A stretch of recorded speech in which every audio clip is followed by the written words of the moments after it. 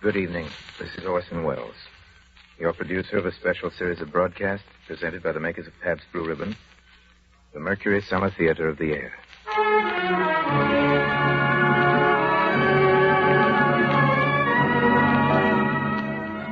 Tonight and every Friday night, Pabst Blue Ribbon presents you with a front row seat in America's favorite summer theater. So, while America's famous producer, writer, director, Orson Welles entertains you, pour yourself a tall, frosted glass of Pabst Blue Ribbon and enjoy at the same time great entertainment and this truly great beer.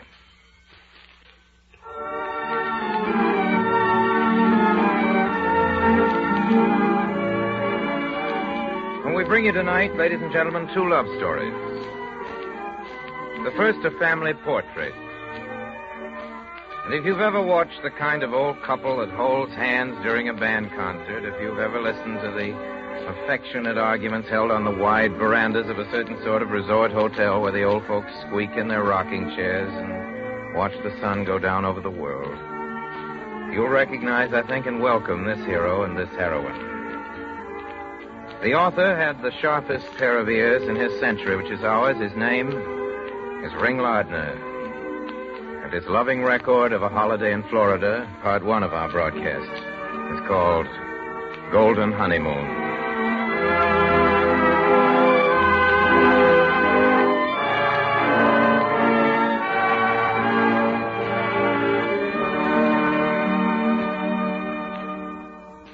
Mother says that when I start talking, I never know when to stop, but I tell her, what did God give us tongues for if he didn't want us, we should use them? He didn't give them to us to say the same things over and over. Well, Mother, when people is like you and I, and been married 50 years, you expect everything I say will be something you ain't heard me say before?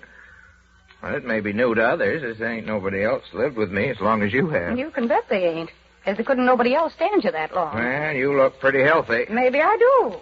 I looked even healthier before I married you. You can't get ahead of Mother. Yes, sir. We was married 50 years ago, last January. Come mighty near getting a divorce in February. My daughter and son-in-law was over from Trenton to help celebrate the golden wedding, and Edie, that's my daughter, says she didn't know why we stayed up here in the cold. Why didn't go to Florida for the winter? Well, make a long story short, we decided to do it. We left on the 12th of January at 3:23 p.m. Mother sat facing the front of the train as it makes her giddy to ride backwards. I sat facing her, which does not affect me. We reached Philadelphia at 4:03 p.m., Baltimore at 6:30, and Washington, D.C. at 7:25. We laid over there a couple hours. I went for a stroll, come back, found Mother scared stiff. She thought I'd got left behind. Well, I said, I would have followed you on the next train. Yes, you would. With me having all the money? Well, we're in Washington, and I could have borrowed from the U.S. Treasury.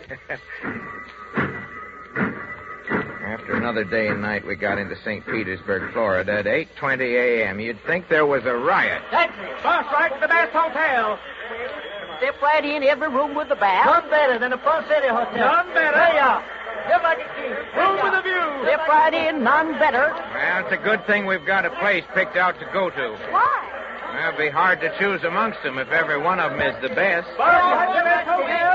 Room better than the Front City Hotel. We went to the address that my son-in-law gave us and introduced ourselves to the lady that owned the house. She was a young widow of about 48 years of age. This would be your room. It's nice and airy. And you have your own washstand. How much is the bad news? $12 a week. I guess I will survive the shock. Don't pay no attention to Pa. He's always getting spry around a pretty woman. Makes him feel like a young man of 60 again. You can't get ahead of Mother. Well, $12 a week ain't much, and we was only 3 blocks away from Williams Park. That's some place, that park. There's a big bandstand and chairs for folks to sit and listen to the concerts, and all around there's places for games, chess, checkers, badminton, horseshoes, whole shebang. Mother and me bought a membership in the club. Cost $1 for the season. Mother listened to the band, as she is a sucker for music. And, me, I played checkers.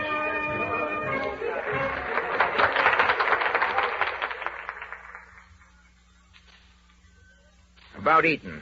We found a nice cafeteria and ate most of our meals there. Averaged about $2 a day for the two of us, but the food was good and everything was nice and clean. A man don't mind paying the price if things is clean and well cooked. On the 3rd of February, we spread ourselves and eat supper at the Poinsettia Hotel.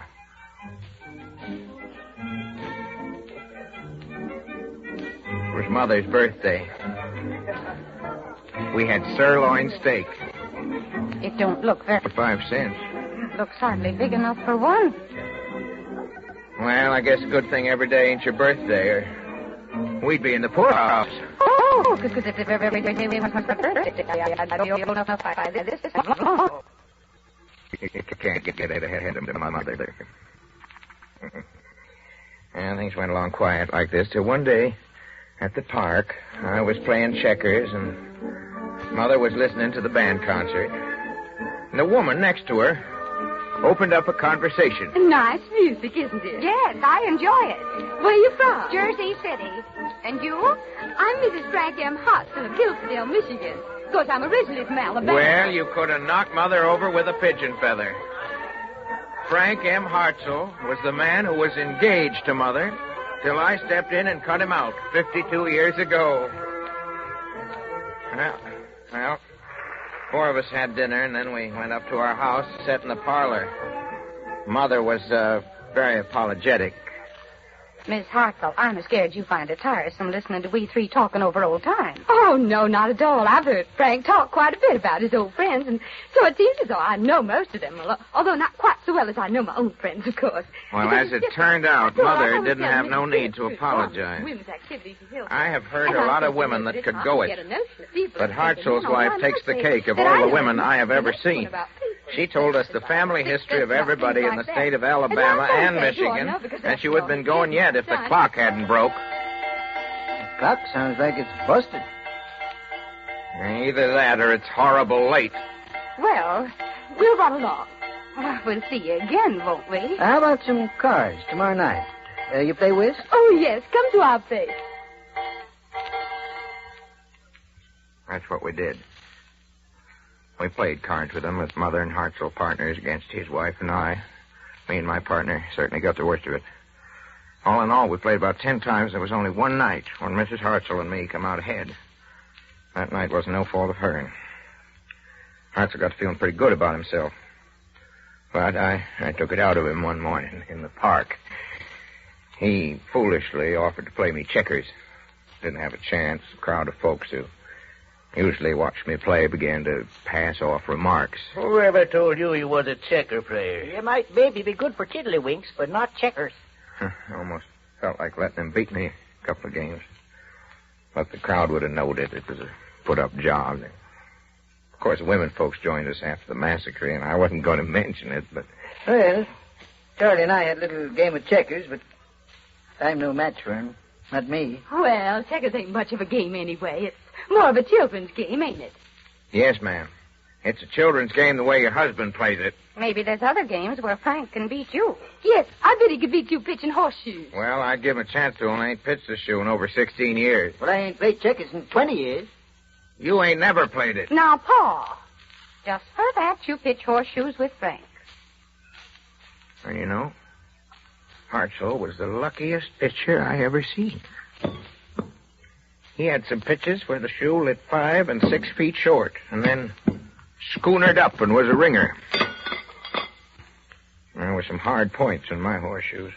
Just when I was getting my distance, my thumb got to bleeding, so I had to quit.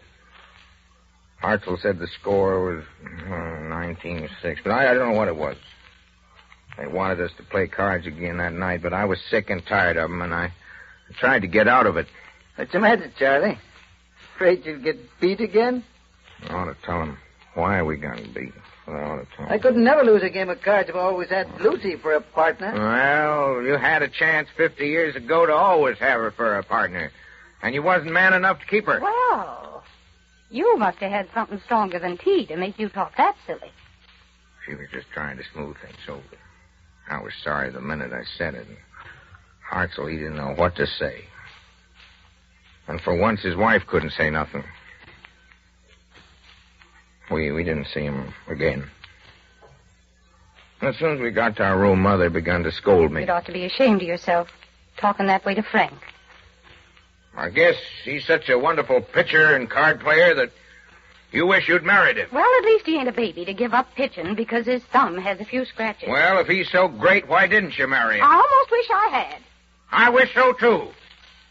I'll remember that.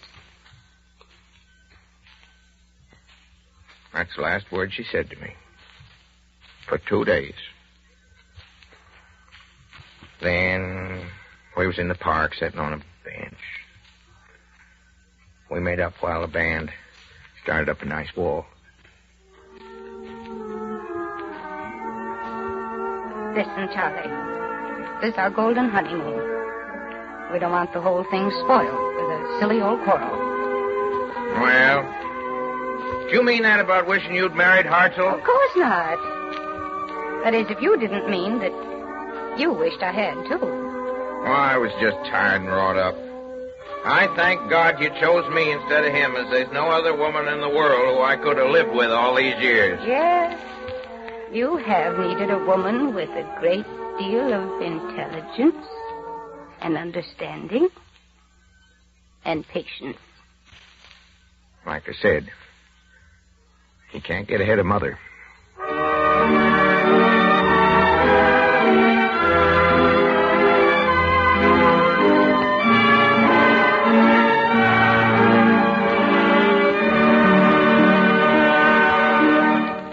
That was Golden Honeymoon, a love story by Ring Lardner. Part the first of the Mercury Summer Theatre's offering for this Friday. Part two is another love story.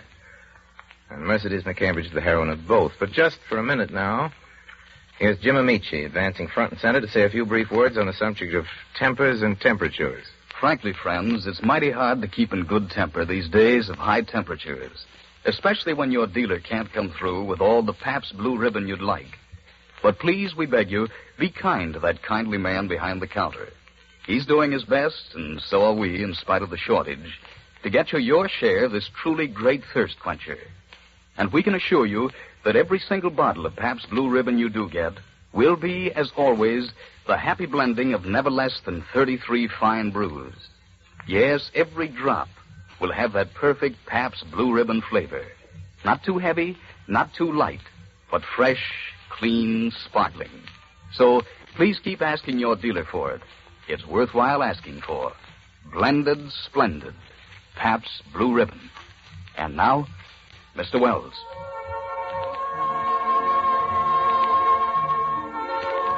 Well, if there's such a thing as a happy ending to a love story, Golden Honeymoon was it. We can't promise you as much for part two of this broadcast.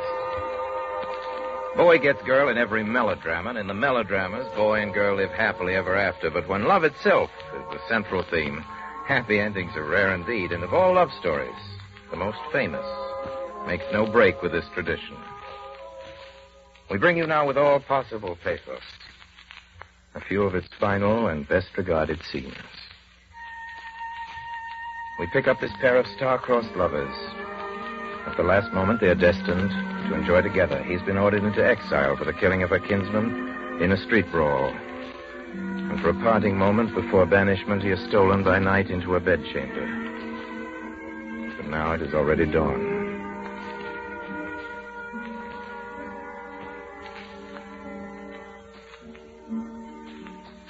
Wilt thou be gone? It is not yet near day. It was the nightingale, and not the lark, that pierced the fearful hollow of thine ear. Believe me, love, it was the nightingale. It was the lark, the herald of the morn, no nightingale. Look, love, what envious streaks do lace the severing clouds in yonder east.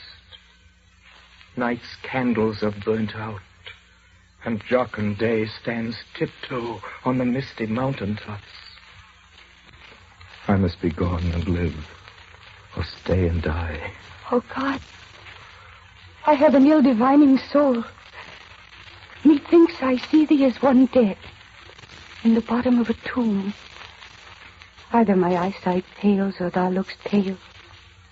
And trust me, love, in my eye, so do you.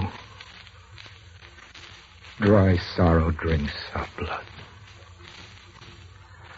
Adieu. Adieu.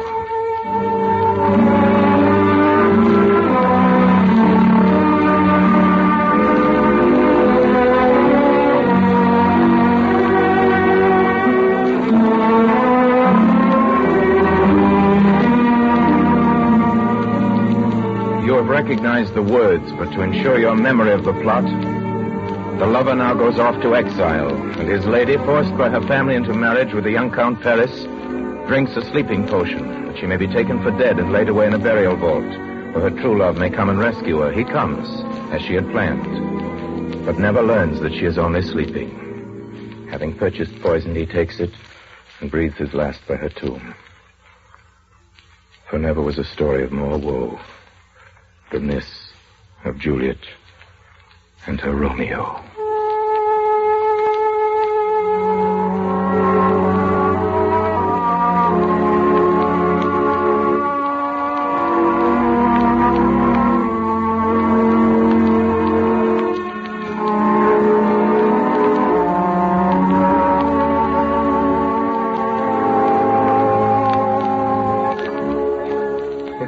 Trust the flattering truth of sleep.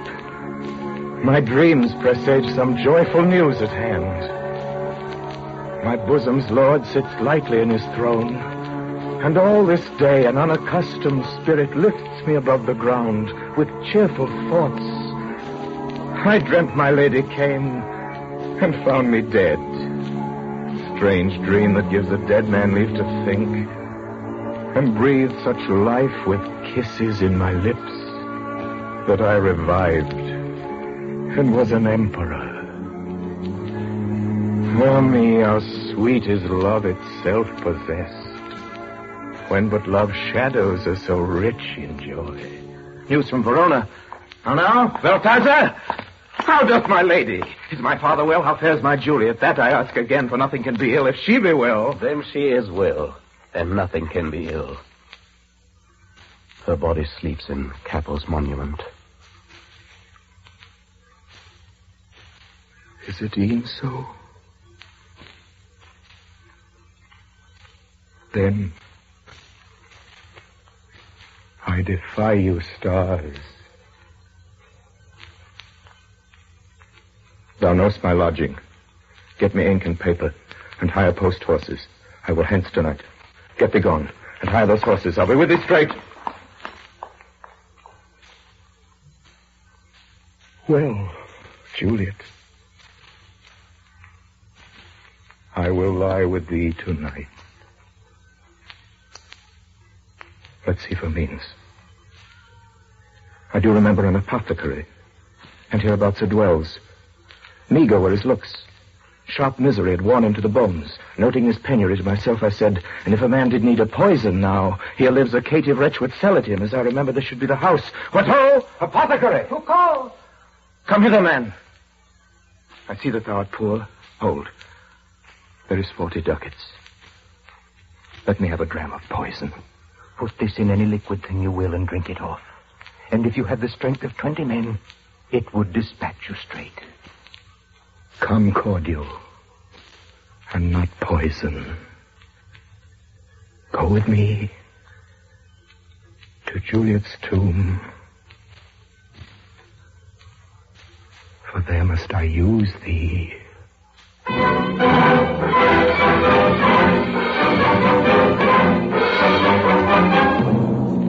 Count Paris, who was to have married Juliet, comes by night into the churchyard, bearing flowers for Juliet, but hearing the approach of Romeo and his servant.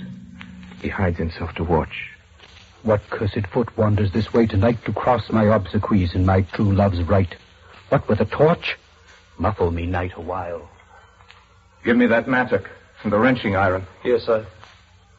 Whatever thou hearst or seest, stand all aloof, and do not interrupt me in my course. But if thou jealous dost return to pry on what thy father shall intend to do, by heaven I will tear thee joint by joint, and strew this hungry churchyard with thy limbs. I will be gone, sir, and not stopping. Thou detestable maw, thou womb of death, gorged with the dearest morsel of the earth. Thus I enforce thy rotten jaws to open, and in despite, I'll cram thee with more food. Stop thy unhallowed toil, vile Montague. Obey and go with me, for thou must die. I must indeed, and therefore came I hither. Good gentle youth, tempt not a desperate man. Put not another sin upon my head by urging me to fury. Oh, begone! By heaven, I love thee better than myself, for I came hither armed against myself. Stay not, begone! Live and hereafter say a madman's mercy bid thee run away. I do defy thy conjurations and apprehend thee for a felon here. If thou provoke me, then have at thee, boy. Sir! Oh, I am slain. If thou be merciful, open the tomb. Lay me with Juliet. In faith I will. Let me peruse this face. Mercutio's kinsman, noble County Paris. What said my man when my betrothed soul did not attend him as we rode? I think he told me Paris should have married Juliet. Said he not so? Or did I dream it so? Or am I mad, hearing him talk of Juliet, to think it was so? Oh, give me thy hand. One writ with me in sour misfortune's book. I'll bury thee in a triumphant grave. A grave? Oh, no. A lantern slaughtered youth. For here lies Juliet, and her beauty makes this vault a feasting presence full of light. Death, lie thou there, by a dead man interred.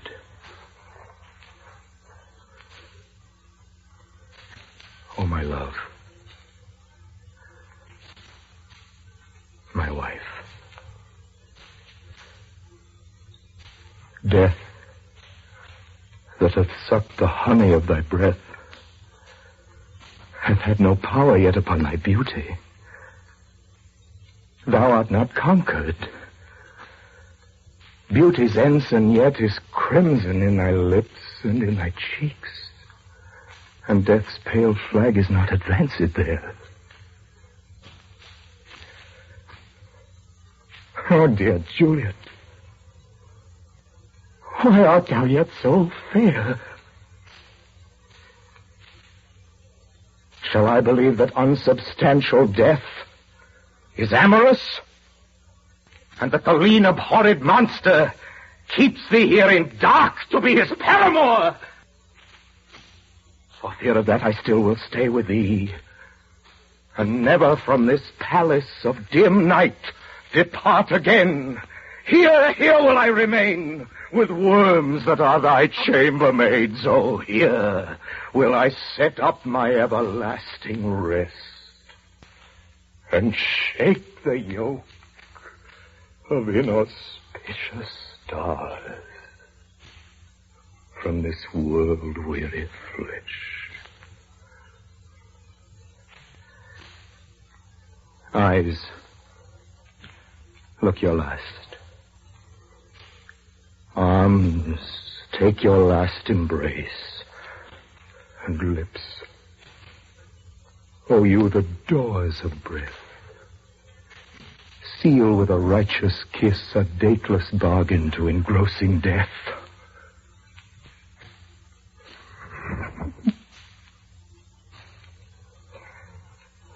Come, bitter conduct. Come, unsavory guide. Thou desperate pilot, now at once, run on the dashing rocks thy seasick, weary bark. Here's to my love.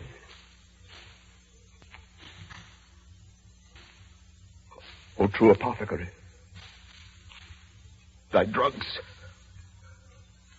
Ah, quick.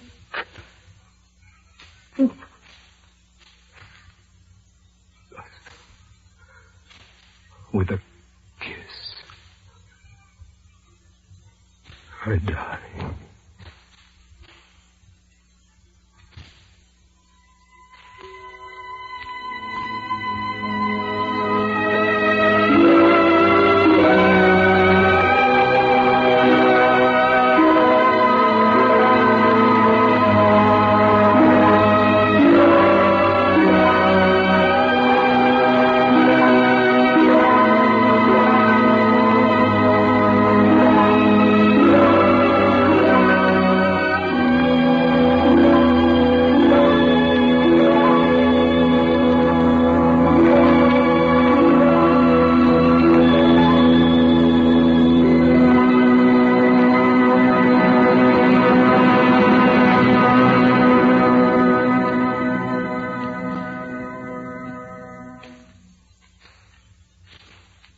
Ladies and gentlemen, we've just performed for you 3 scenes from William Shakespeare's Romeo and Juliet. I'd like to tell you about next Friday's broadcast. But first, a word from Jim Amici. First, let me again remind you to be patient with your dealer when, occasionally these days, he's unable to supply you with all the Pabst Blue Ribbon you'd like. He's doing his best, you can be sure of that. Yes, and here's something else you can be sure of. Every single bottle of Pabst Blue Ribbon you do get will, as always, be the happy blending of never less than 33 fine brews. Yes, every foaming, frosty glass you enjoy will, as always, have that famous Pabst Blue Ribbon flavor.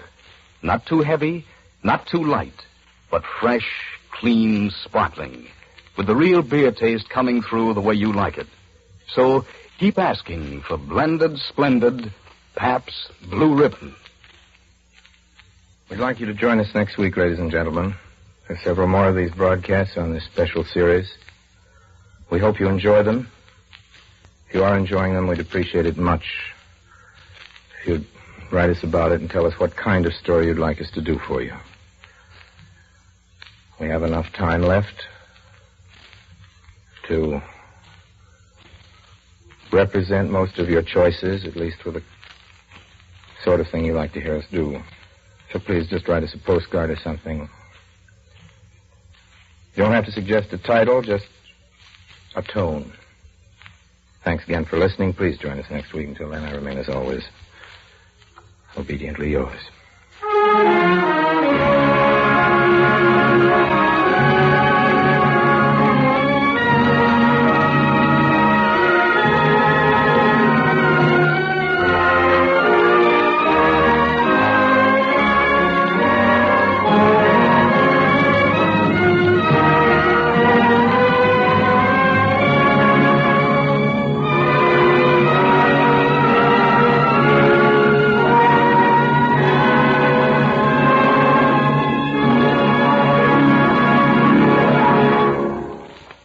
This program came to you through the courtesy of the Pabst Brewing Company of Milwaukee, Wisconsin, makers of blended, splendid Pabst Blue Ribbon. This is CBS, the Columbia Broadcasting System.